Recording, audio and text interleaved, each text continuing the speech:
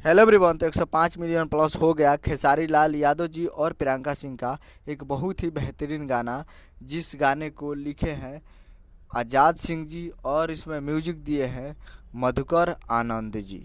और इस गाने को गाए हैं खेसारी लाल यादव जी और प्रियंका सिंह जी, जो कि 105 मिलियन प्लस व्यूज हो चुका है और करीब इस पे लाइक है 3.5 लाख और इस पे कमेंट है 16,000 और 105 मिलियन व्यूज हो चुका है इस पे प्लस। तो बहुत ही बेहतरीन सॉन्ग है और एक मूवी का सॉन्ग है जिस मूवी का नाम है मुकद्दर।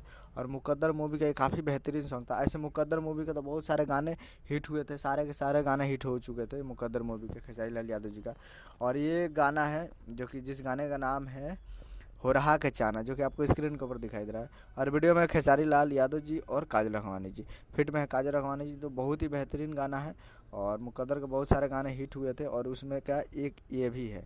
तो बहुत ही बेहतरीन गाना है। तो आप लोग जाइए और जाकर 200 मिलियन पहुंचाइए जल्द से जल्द। और बहुत ही बेहतरीन गाना है, तो जाइए जाकर पहुंचाइए। तो यही है अपडेट है। उम्मीद करना वीडियो अच्छा चैनल सब्सक्राइब कर लगा ताकि खेसारी लाल यादव जी का मिलता है अगले वीडियो में। तब तक के लिए जय हिंद, जय भोजपुर।